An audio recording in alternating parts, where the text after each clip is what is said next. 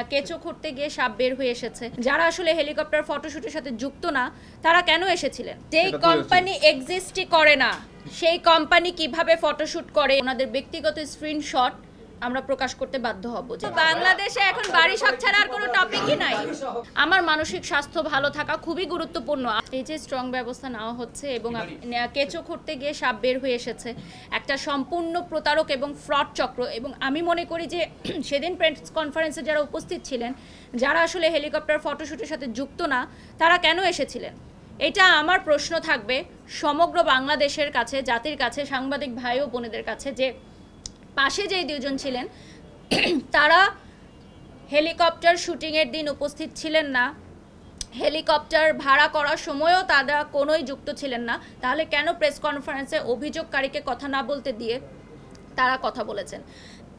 তার মানে আমরা কি এটা বুঝতে পারি যে এটা একটি প্রতারক চক্র এবং এটা আসলে গভীর ষড়যন্ত্রের সামনে আমি যেই কোম্পানি এক্সিস্টই করে না সেই কোম্পানি কিভাবে ফটোশুট করে এবং আমাদের বিরুদ্ধে অভিযোগ করে? যেই কোম্পানিকে 2023 সালে না 2023 সালে 22 সালে সিজ করে, 23 সালে কমপ্লিটলি ডিসলভ করে দেয়।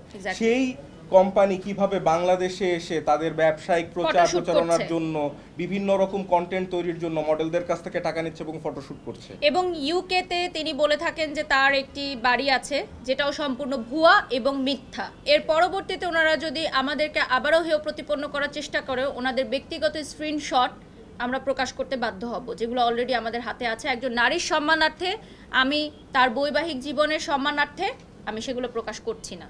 আপনারা এখন বুঝে নেবেন। আমরা তো অলরেডি ভাইরাল, আমরা তো কখনো ভাইরাল হতে চাই না। আমাদের তো বাংলাদেশে এখন বাড়ি শখ ছাড়া আর কোনো টপিকই নাই। এই দায়বদ্ধতার জায়গা থেকেই বিগত দিনগুলোতে আমি কন্টিনিউয়াস ব্যাক টু ব্যাক আমার প্রফেশনাল কাজগুলো করে গেছি এবং আপনারা আমার মুখ থেকে একটু অশালীন ভাষা বা গালি দেখেছেন?